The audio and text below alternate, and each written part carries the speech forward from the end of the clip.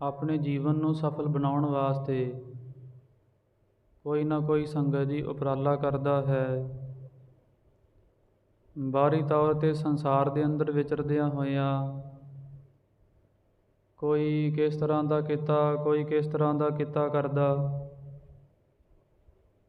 ਭਾਵ ਇਹ ਹੈ ਕਿ ਅਸਲ ਦੇ ਵਿੱਚ ਕੁਝ ਧਨ ਇਕੱਤਰ ਕਰਨਾ ਹੁੰਦਾ, ਜਿਹਦੇ ਨਾਲ ਸੰਸਾਰ ਦੀਆਂ ਲੋੜਾਂ ਪੂਰੀਆਂ ਹੁੰਦੀਆਂ ਰਹਿਣ।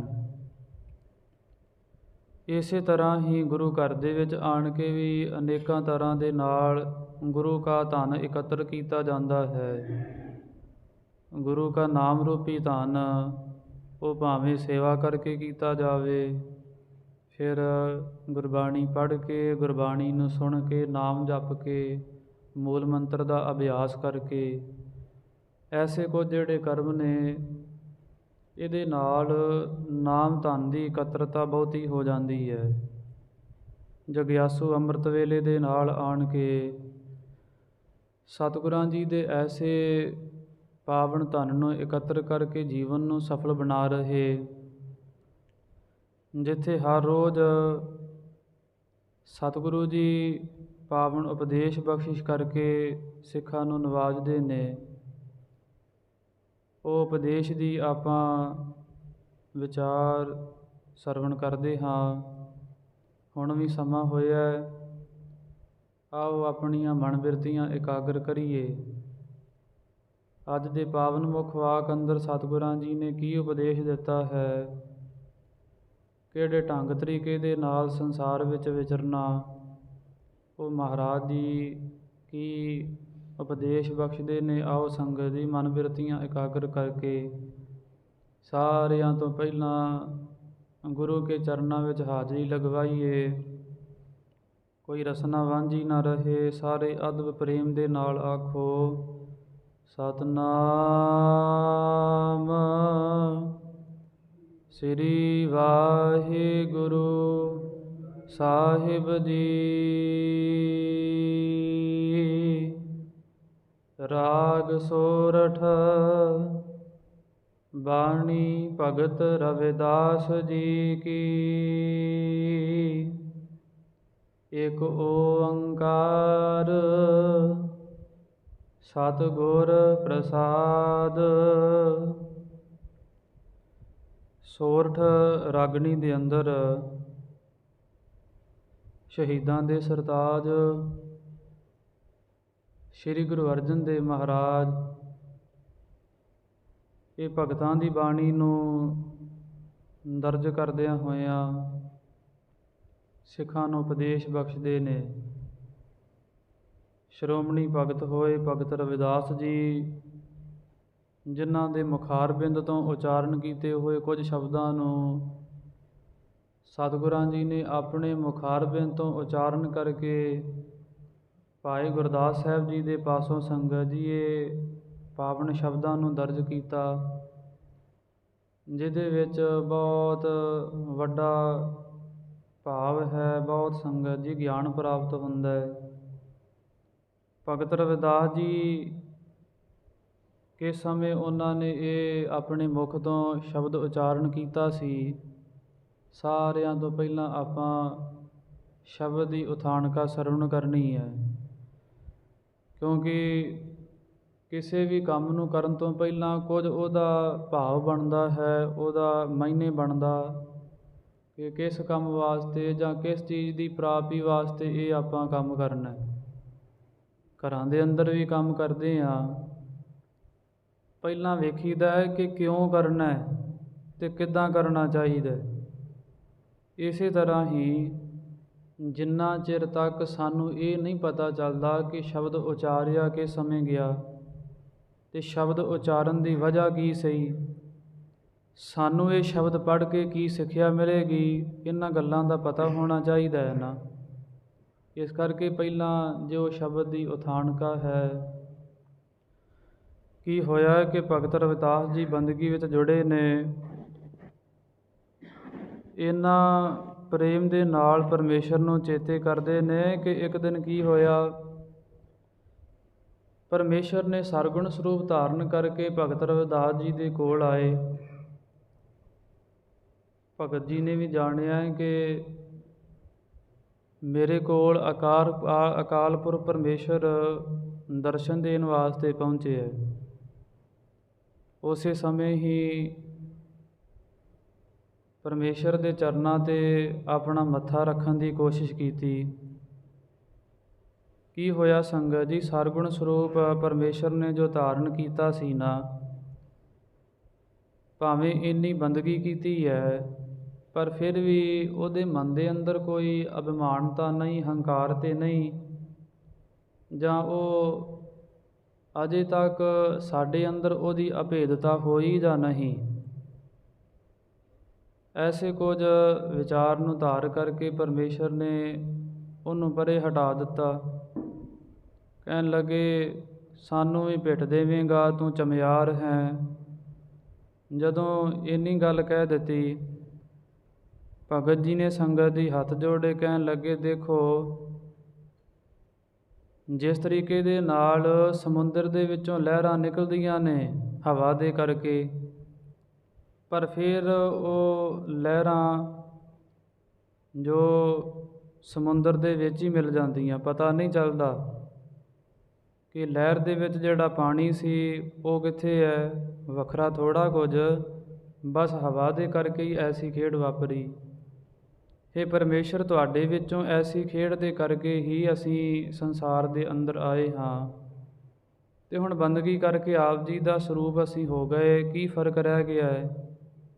ਕਿਉਂਕਿ ਮੈਂ ਜਾਣਦਾ ਕਿ ਨਾ ਤਾਂ ਆਪ ਜੀ ਦੀ ਕੋਈ ਜਾਤੀ ਹੈ, ਅਤੇ ਸੰਸਾਰ ਦੇ ਅੰਦਰ ਨਾ ਜੀਵਾਂ ਦੀ ਕੋਈ ਜਾਤੀ ਹੁੰਦੀ ਹੈ।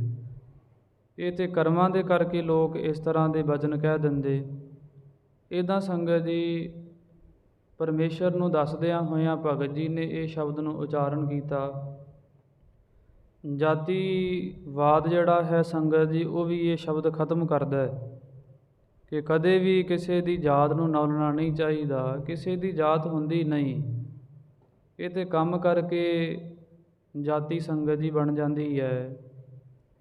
ਜਾਂ ਕੋਈ ਦੱਸੇ ਉੱਠ ਕੇ ਕਿ ਹਾਂ ਭਾਈ, ਫਲਾਣੇ ਗ੍ਰੰਥ ਵਿੱਚ ਲਿਖਿਆ ਹੈ ਕਿ ਪਰਮੇਸ਼ਰ ਦੀ ਆਹ ਜਾਤੀ ਸੀ, ਅਤੇ ਆਹ ਜਾਤੀ ਦੇ ਵਿੱਚ ਆਹ ਲੋਕ ਜਿਹੜੇ ਇਹੀ ਸ੍ਰੇਸ਼ਟ ਹੁੰਦੇ ਨੇ, ਬਾਕੀ ਲੋਕ ਜਿਹੜੇ ਨੀਚ ਹੁੰਦੇ।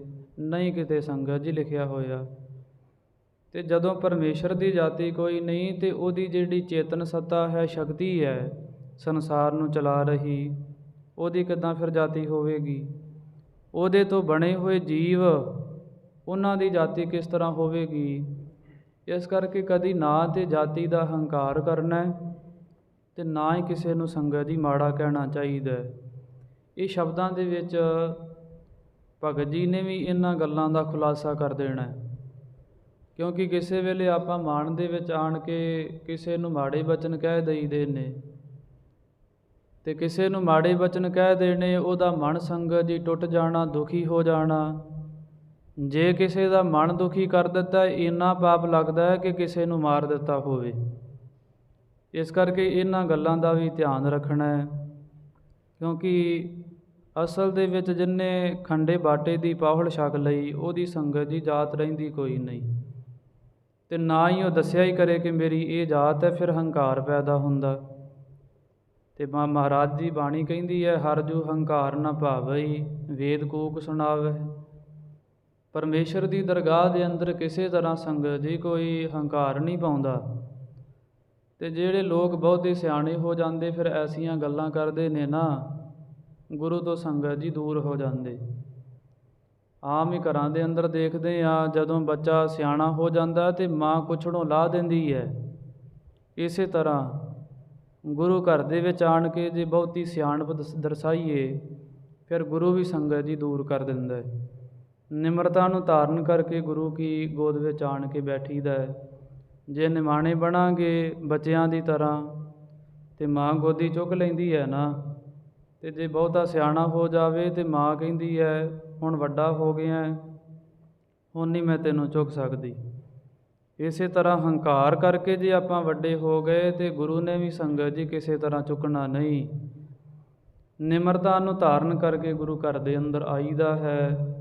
ਇਹ ਸ਼ਬਦਾਂ ਦੇ ਰਾਹੀਂ ਸਾਨੂੰ ਕੁਝ ਐਸੇ ਜੋ ਬਚਨ ਨੇ ਭਗਤ ਜੀ ਨੇ ਦੱਸੇ ਹੋਏ, ਉਹਨਾਂ ਦੇ ਨਾਲ ਸਾਡੇ ਮਨ ਦਾ ਇਹ ਵੀ ਹੰਕਾਰ ਜਿਹੜਾ ਹੈ ਉਹ ਦੂਰ ਹੁੰਦਾ ਹੈ। ਸਾਰਿਆਂ ਤੋਂ ਪਹਿਲਾਂ ਗੁਰੂ ਅਰਜਨ ਦੇਵ ਮਹਾਰਾਜ ਜੀ ਨੇ ਪਰਮੇਸ਼ਰ ਦਾ ਸੰਗਤ ਜੀ ਮੰਗਲ ਕੀਤਾ, ਵਡਿਆਈ ਕਥਨ ਕੀਤੀ। ਭਗਤ ਜੀ ਦੇ ਨਾਮ ਨੂੰ ਇੱਥੇ ਦਰਜ ਕੀਤਾ ਹੈ ਕਿ ਸੋਰਠ ਰਾਗ ਦੇ ਅੰਦਰ ਜੋ ਭਗਤਾਂ ਦੇ ਬਚਨ ਨੇ ਉਹ ਅਸੀਂ ਦਰਜ ਕਰਦੇ ਹਾਂ। ਉਸ ਤੋਂ ਉਪਰੰਤ ਫਿਰ ਸੰਗਤ ਜੀ ਇੱਕ ਵੱਡੀ ਗੱਲ, ਗੁਰੂ ਅਰਜਨ ਦੇਵ ਮਹਾਰਾਜ ਜੀ ਨੇ ਕਿੰਨੇ ਸਤਿਕਾਰ ਦੇ ਨਾਲ ਭਗਤ ਜੀ ਦਾ ਨਾਮ ਲਿਖਿਆ। ਭਗਤ ਬਾਣੀ ਭਗਤ ਰਵਿਦਾਸ ਜੀ ਕੀ, ਕਿਉਂਕਿ ਆਪ ਮਹਾਰਾਜ ਜੀ ਗੁਰਬਾਣੀ 'ਚ ਲਿਖਦੇ ਨੇ ਕਿ ਜੇ ਕੋ ਜੀਓ ਕਹੈ ਉਹਨਾਂ ਕੋ ਜਮ ਕੀ ਤਲਬ ਨਾ ਹੋਈ। ਜਿਹੜੇ ਪਰਮੇਸ਼ਰ ਦੇ ਭਗਤਾਂ ਨੂੰ ਜੀ ਕਹਿ ਕੇ ਆਖ ਦਿੰਦੇ ਨੇ ਨਾ, ਇਹਨਾਂ ਸੰਗਤ ਜੀ ਉਹਦਾ ਵੱਡਾ ਫਲ ਹੈ ਕਿ ਉਹਨਾਂ ਦੇ ਕੋਲ ਨਹੀਂ ਜਮ ਆਉਂਦੇ। ਤਾਂ ਕਰਕੇ ਮਹਾਰਾਜ ਜੀ ਨੇ ਪਹਿਲਾਂ ਸੰਗਤ ਜੀ ਆਪ ਐਸਾ ਗੁਣ ਧਾਰਨ ਕੀਤਾ। ਫਿਰ ਸਿੱਖਾਂ ਨੂੰ ਵੀ ਇਹੀ ਉਪਦੇਸ਼ ਦਿੰਦੇ ਨੇ, ਭਾਈ ਭਾਵੇਂ ਤੁਹਾਡੇ ਤੋਂ ਛੋਟਾ ਹੈ ਕੋਈ ਵੱਡਾ ਹੈ, ਸਤਿਕਾਰ ਦੇ ਨਾਲ ਬੋਲੀਦਾ। ਸਤਿਕਾਰ ਕਰੋਗੇ ਤਾਂ ਸਤਿਕਾਰ ਮਿਲਣਾ ਹੈ, ਸਤਿਕਾਰ ਨਹੀਂ ਕਰੋਗੇ ਤਾਂ ਉਸੇ ਤਰ੍ਹਾਂ ਹੀ ਫਿਰ ਤੁਹਾਡਾ ਵੀ ਨਿਰਾਦਰ ਹੋਈ ਜਾਣਾ। ਐਸੇ ਸੰਗਤ ਜੀ ਸਨ ਗੁਰੂ ਅਰਜਨ ਦੇਵ ਮਹਾਰਾਜ, ਜਿਹੜੇ ਆਪਣੇ ਭਗਤਾਂ ਨੂੰ ਇੰਨਾ ਪ੍ਰੇਮ ਕਰਦੇ ਕਿ ਦੇਖੋ ਕਿ ਜੀ ਕਹਿ ਕੇ ਬੁਲਾ ਰਹੇ ਕਿ ਭਗਤਾਂ ਦੀ ਜਿਹੜੀ ਬਾਣੀ ਹੈ ਨਾ, ਭਗਤ ਰਵਿਦਾਸ ਜੀ ਕੀ ਬਾਣੀ ਮੈਂ ਹੁਣ ਦਰਜ ਕਰਦਾ ਹਾਂ। ਐਸੇ ਪ੍ਰੇਮ ਭਰੇ ਬਚਨਾਂ ਦੇ ਰਾਹੀਂ ਮਹਾਰਾਜ ਭਗਤ ਜੀ ਦੇ ਬਚਨਾਂ ਨੂੰ ਇੱਥੇ ਹੁਣ ਦਰਜ ਕਰਦੇ ਨੇ। ਇੱਕ ਓੰਕਾਰ ਸਤਿਗੁਰ ਪ੍ਰਸਾਦ। ਇੱਕ ਜੋ ਅਦੁੱਤੀ ਅਦਵੈਤ ਸਰੂਪ ਪਰਮੇਸ਼ਰ ਓੰਕਾਰ ਸਰਬ ਦਾ ਪ੍ਰਕਾਸ਼ਕ, ਸਤ ਨਾਸ਼ ਤੋਂ ਰਹਿਤ, ਗੁਰ ਚੇਤਨ ਹੈ, ਪ੍ਰਸਾਦ ਆਨੰਦ ਸਰੂਪ ਹੈ।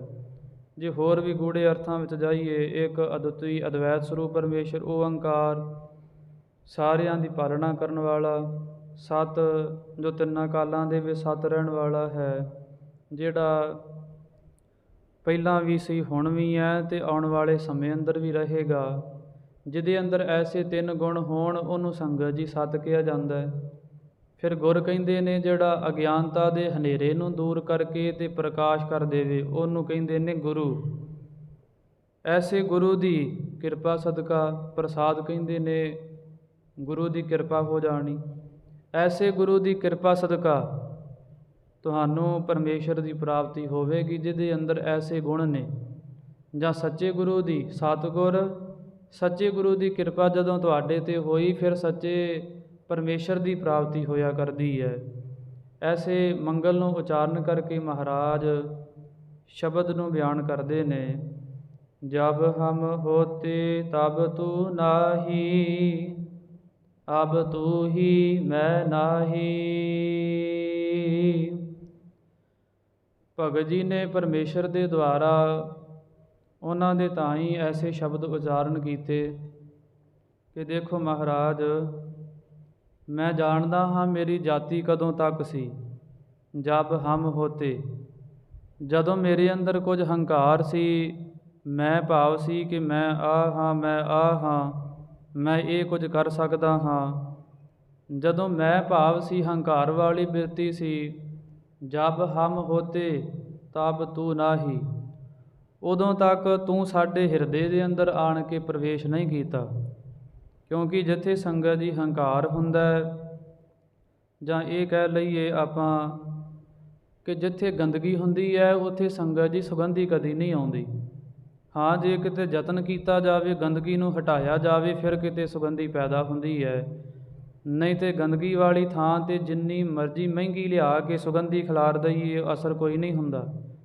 ਇਸੇ ਤਰ੍ਹਾਂ ਹੀ ਜਿਨ੍ਹਾਂ ਦੇ ਹਿਰਦਿਆਂ ਦੇ ਵਿੱਚ ਹੰਕਾਰ ਰੂਪੀ ਗੰਦਗੀ ਭਰੀ ਪਈ ਹੈ ਨਾ, ਉਹਨਾਂ ਦੇ ਹਿਰਦਿਆਂ ਦੇ ਅੰਦਰ ਸੰਗਤ ਜੀ ਪਰਮੇਸ਼ਰ ਸਰੂਪ ਜਿਹੜੀ ਸੁਗੰਧੀ ਹੈ ਉਹ ਆਣ ਕੇ ਵਾਸਾ ਨਹੀਂ ਕਰਦੀ। ਅਤੇ ਕਵੀ ਜੀ ਕਹਿੰਦੇ ਨੇ ਭਗਤ ਰਵਿਦਾਸ ਜੀ ਕਿ ਦੇਖੋ ਇਹ ਪਰਮੇਸ਼ਰ, ਜਦੋਂ ਸਾਡੇ ਮਨ ਦੇ ਅੰਦਰ ਹੰਕਾਰ ਵਾਲੀ ਬਿਰਤੀ ਸੀ ਤਦੋਂ ਤੂੰ ਸਾਡੇ ਅੰਦਰ ਨਹੀਂ ਸੀ। ਆਪ ਤੂੰ ਹੀ, ਪਰ ਹੁਣ ਕੀ ਹੋਇਆ, ਆਪ ਜੀ ਦੇ ਨਾਮ ਦੀ ਵਡਿਆਈ ਕਰਕੇ, ਜਸ ਕਰਕੇ, ਜਾਂ ਆਪ ਜੀ ਦੇ ਨਾਮ ਰੂਪੀ ਮਾਂਜੇ ਦੇ ਦੁਆਰਾ ਮੈਂ ਆਪਣੇ ਹਿਰਦੇ ਦੇ ਵਿੱਚੋਂ ਹੰਕਾਰ ਰੂਪੀ ਗੰਦਗੀ ਜਿਹੜੀ ਹੂੰਜ ਦਿੱਤੀ ਹੈ, ਅਤੇ ਹੁਣ ਤੁਸੀਂ ਆਣ ਕੇ ਮੇਰੇ ਹਿਰਦੇ ਨੂੰ ਪ੍ਰਫੁੱਲਤ ਕਰ ਦਿੱਤਾ ਹੈ, ਸੁਗੰਧੀ ਵਾਲਾ ਬਣਾ ਦਿੱਤਾ ਹੈ। ਜਾਂ ਸੰਗਤ ਜੀ, ਜਦੋਂ ਹੁਣ ਮੇਰਾ ਹੰਕਾਰ ਦੂਰ ਹੋ ਗਿਆ ਹੈ, ਉਸ ਸਮੇਂ ਇਹ ਪਰਮੇਸ਼ਰ ਤੁਸੀਂ ਹੁਣ ਮੇਰੇ ਅੰਦਰ ਆਣ ਕੇ ਪ੍ਰਵੇਸ਼ ਕਰ ਗਏ ਹੋ। ਹੁਣ ਮੈਂ ਆਪ ਜੀ ਨੂੰ ਇਹੀ ਜਾਣਦਾ ਕਿ ਸਾਰੇ ਥਾਵਾਂ 'ਤੇ ਤੁਸੀਂ ਹੋ। ਕਣ ਕਣ ਦੇ ਵਿੱਚ ਆਪ ਜੀ ਦਾ ਵਾਸਾ ਹੈ। ਜਿੱਥੇ ਵੀ ਦੇਖੀਦਾ, ਜੇ ਕੋਈ ਜਾਨਵਰ ਬੋਲਦਾ, ਉਹਦੇ ਵਿੱਚੋਂ ਹੀ ਤੁਹਾਡੀ ਆਵਾਜ਼ ਮੈਨੂੰ ਸਰਵਣ ਕਰਨ ਨੂੰ ਮਿਲਦੀ ਹੈ। ਐਸੇ ਵੀ ਸੰਗਤ ਜੀ ਮਹਾਂਪੁਰਖ ਸੰਸਾਰ ਦੇ ਅੰਦਰ ਹੋਏ। ਜੇ ਕਿਤੇ ਪੱਖਾ ਚੱਲਦਾ ਹੈ ਤਾਂ ਉਹਨਾਂ ਨੂੰ ਪੱਖੇ ਦੇ ਵਿੱਚੋਂ ਵਾਹਿਗੁਰੂ ਵਾਹਿਗੁਰੂ ਦੀ ਆਵਾਜ਼ ਸੁਣਦੀ। ਜੇ ਕਿਤੇ ਕੋਈ ਜਾਨਵਰ ਬੋਲਦਾ, ਉਹਦੇ ਵਿੱਚੋਂ ਆਵਾਜ਼ ਸੁਣਦੀ ਹੈ। ਜੇ ਕੋਈ ਸੰਗਤ ਜੀ ਹੋਰ ਹਰਕਤ ਹੁੰਦੀ ਹੈ, ਉਹਨਾਂ ਨੂੰ ਉਹਦੇ ਵਿੱਚ ਫਿਰ ਆਵਾਜ਼ ਆਉਣੀ ਸ਼ੁਰੂ ਹੋ ਜਾਂਦੀ, ਜਿਨ੍ਹਾਂ ਦੀ ਬਿਰਤੀ ਸਮਾਨ ਹੋ ਜਾਂਦੀ, ਜਿਨ੍ਹਾਂ ਨੇ ਹਰੇਕ ਥਾਂ 'ਤੇ ਪਰਮੇਸ਼ਰ ਨੂੰ ਜਾਣ ਲਿਆ। ਅਤੇ ਭਗਤ ਜੀ ਕਹਿੰਦੇ, ਮਹਾਰਾਜ ਜਦੋਂ ਹੁਣ ਹੰਕਾਰ ਹੀ ਮੇਰੇ ਅੰਦਰੋਂ ਦੂਰ ਹੋ ਗਿਆ, ਕਿਉਂਕਿ ਇਹ ਹੰਕਾਰ ਦੇ ਕਰਕੇ ਆਪ ਜੀ ਦਾ ਵਾਸਾ ਨਹੀਂ ਨਾ ਜੀਵਾਂ ਦੇ ਅੰਦਰ ਹੁੰਦਾ। ਹੁਣ ਹੰਕਾਰ ਨਿਵਰਤ ਹੋ ਗਿਆ, ਤਾਂ ਕਰਕੇ ਆਪ ਜੀ ਦਾ ਵਾਸਾ ਹੋਇਆ। ਹੁਣ ਤੁਸੀਂ ਹੋ, ਸਾਰੇ ਪਾਸੇ ਨਜ਼ਰੀ ਆਉਂਦੇ। ਅਨਲ ਅਗਮ ਜੈਸੇ ਲਹਿਰ ਮੈ ਓਦਦ, ਜਲ ਕੇਵਲ ਜਲ ਮਾਹੀ। ਅਨਲ ਕਹਿੰਦੇ ਨੇ ਸੰਗਤ ਜੀ ਹਵਾ ਨੂੰ, ਪਵਨ ਨੂੰ। ਭਾਵ ਇਹ ਹੈ ਕਿ ਅਗਮ ਜਿਹੜੀ ਗਮਤਾ ਤੋਂ ਰਹਿਤ, ਭਾਵ ਕਿ ਇੱਕ ਰਸ ਚੱਲਣ ਵਾਲੀ ਹਵਾ ਹੁੰਦੀ ਹੈ ਨਾ, ਤੇਜ਼ ਹਵਾ ਚੱਲੇ, ਉਹਦੇ ਨਾਲ ਕੀ ਹੁੰਦਾ? ਲਹਿਰ ਮੈਂ ਓਦਦ, ਪਾਣੀ ਦੇ ਵਿੱਚ, ਸਮੁੰਦਰ ਦੇ ਪਾਣੀ 'ਚ ਸੰਗਤ ਜੀ ਲਹਿਰਾਂ ਉੱਠਦੀਆਂ ਨੇ। ਜੇ ਮੈਂ ਓਦਦ ਇਕੱਠਾ ਪਾਠ ਕਰ ਦਈਏ, ਫਿਰ ਸੰਗਤ ਜੀ ਇਹਦਾ ਅਰਥ ਬਣ ਜਾਂਦਾ ਸਮੁੰਦਰ। ਅਤੇ ਇਸ ਤਰੀਕੇ ਦੇ ਨਾਲ ਕਵੀ ਜੀ ਇੱਥੇ ਭਗਤ ਰਵਿਦਾਸ ਜੀ ਬਿਆਨ ਕਰਦੇ ਨੇ ਕਿ ਦੇਖੋ ਭਾਈ, ਪਰਮੇਸ਼ਰ ਦੀ ਵਡਿਆਈ ਕਥਨ ਕਰਦੇ ਕਿ ਇਹ ਪਰਮੇਸ਼ਰ ਜਦੋਂ ਤੇ ਸਾਡੇ ਮਨ ਦੇ ਅੰਦਰ ਹੰਕਾਰ ਸੀ, ਉਦੋਂ ਤੋਂ ਸਾਡੇ ਹਿਰਦੇ ਅੰਦਰ ਨਹੀਂ ਸੀ, ਪਰ ਹੰਕਾਰ ਦੀ ਜਿਹੜੀ ਨਿਵਰਤੀ ਹੋ ਗਈ, ਹੁਣ ਤੁਸੀਂ ਸਾਡੇ ਅੰਦਰ ਪ੍ਰਵੇਸ਼ ਕੀਤਾ। ਅਤੇ ਇੱਕ ਸੰਗਤ ਜੀ ਉਦਾਹਰਨ ਦਿੰਦੇ ਨੇ, ਕਿਉਂਕਿ ਕਿਸੇ ਵੇਲੇ ਨਾ ਜੇ ਸਕੂਲ ਦੇ ਵਿੱਚ ਪੜ੍ਹਦੇ ਹਾਂ ਅਤੇ ਅਧਿਆਪਕ ਸਾਡੇ ਕੋਲੋਂ ਕੁਝ ਸਵਾਲ ਪੁੱਛੇ ਅਤੇ ਆਪਾਂ ਉਹਦਾ ਉੱਤਰ ਦੇ ਦਈਏ, ਫਿਰ ਇੱਕ ਹੋਰ ਕੁੰਡੀ ਵਰਤ ਲੈਂਦੇ ਨੇ। ਉਹ ਉੱਤਰ ਦੇ ਵਿੱਚੋਂ ਇੱਕ ਫਿਰ ਸਵਾਲ ਕਰ ਦਿੰਦੇ ਕਿ ਹਾਂ ਭਾਈ ਇੱਦਾਂ ਦੱਸ। ਅਤੇ ਜੇ ਤਾਂ ਵਿਦਿਆਰਥੀ ਹੋਵੇਗਾ ਸਿਆਣਾ, ਫਿਰ ਤਾਂ ਸੰਗਤ ਜੀ ਸਮਝਾ ਦਿੰਦਾ ਕਿ ਹਾਂਜੀ ਇੱਦਾਂ ਜਿਹੜਾ ਹੈ ਇਹਦਾ ਵੀ ਉੱਤਰ ਬਣਦਾ ਹੁੰਦਾ ਹੈ। ਆਪਾਂ ਸਾਰੇ ਸਕੂਲਾਂ ਦੇ ਵਿੱਚ ਪੜ੍ਹੇ ਹੀ ਆ ਨਾ, ਅਤੇ ਇੱਦਾਂ ਟੀਚਰ ਕਹਿ ਦਿੰਦੇ ਨੇ, ਕਿਸੇ ਵੇਲੇ ਪੜ੍ਹਦਿਆਂ ਹੋਇਆਂ ਨੂੰ ਰੋਕ ਦਿੰਦੇ, ਹਾਂ ਭਾਈ ਇਹਦਾ ਉੱਤਰ ਦੱਸ। ਅਤੇ ਇਸੇ ਤਰ੍ਹਾਂ ਪਰਮੇਸ਼ਰ ਨੇ ਫਿਰ ਇੱਕ ਸਵਾਲ ਕੀਤਾ, ਕਹਿੰਦੇ ਭਗਤ ਜੀ ਇਹ ਤਾਂ ਕਹੀ ਜਾਂਦੇ ਹੰਕਾਰ ਦੀ ਨਿਵਰਤੀ ਹੋ ਗਈ, ਸਮਝਾਓ ਕੁਝ ਦੱਸ ਕੇ। ਕਹਿੰਦੇ ਦੇਖੋ ਮਹਾਰਾਜ, ਸਮੁੰਦਰ ਦੇ ਵਿੱਚ ਹਵਾ ਦੇ ਕਰਕੇ ਅਨੇਕਾਂ ਲਹਿਰਾਂ ਉੱਠਦੀਆਂ ਨੇ, ਪਰ ਹੁੰਦਾ ਕੀ, ਉਹ ਹਵਾ ਦੇ ਕਾਰਨ ਕਰਕੇ ਹੀ ਪਾਣੀ ਨੂੰ ਉੱਚੇ ਉੱਠਣ ਕਰਕੇ ਲਹਿਰਾਂ ਕਹਿ ਦਿੱਤਾ ਗਿਆ। ਪਰ ਜਦੋਂ ਹਵਾ ਘਟ ਜਾਂਦੀ ਹੈ, ਪਾਣੀ ਦੀਆਂ ਲਹਿਰਾਂ ਉਹ ਫਿਰ ਸਮੁੰਦਰ ਦੇ ਵਿੱਚ ਹੀ ਪਾਣੀ ਸਰੂਪ ਹੋ ਜਾਂਦੀਆਂ ਨੇ। ਵੱਖਰਾ ਹੋਣ ਕਰਕੇ ਉਹਨੂੰ ਲਹਿਰਾਂ ਕਹਿ ਦਿੱਤਾ। ਅਤੇ ਜਦੋਂ ਫਿਰ ਵਿੱਚ ਹੀ ਸਮਾ ਗਈਆਂ, ਫਿਰ ਸੰਗਤ ਜੀ ਫਿਰ ਮਹਾਰਾਜ ਸਮੁੰਦਰ ਦਾ ਹੀ ਰੂਪ ਹੋ ਗਈਆਂ ਨੇ। ਇਸੇ ਤਰ੍ਹਾਂ ਹੀ ਮਾਇਆ ਦੀ ਉਪਾਧੀ ਕਰਕੇ ਮਹਾਰਾਜ ਤੁਹਾਡੇ ਵਿੱਚੋਂ ਇਹ ਸੰਸਾਰ ਦੇ ਜੀਵ ਪੈਦਾ ਹੋਏ। ਇਹ ਜੀਵ ਰੂਪੀ ਜਿਹੜੀਆਂ ਲਹਿਰਾਂ ਨੇ ਉਹ ਬਣੀਆਂ ਨੇ। ਹੁਣ ਜਦੋਂ ਮਾਇਆ ਦੀ ਉਪਾਧੀ ਹਟ ਗਈ ਹੈ, ਅਤੇ ਫਿਰ ਹੁਣ ਇਹ ਲਹਿਰਾਂ, ਜੀਵ ਰੂਪੀ ਲਹਿਰਾਂ ਆਪ ਜੀ ਦੇ ਵਿੱਚ ਹੀ ਮਹਾਰਾਜ ਸਮਾ ਗਈਆਂ।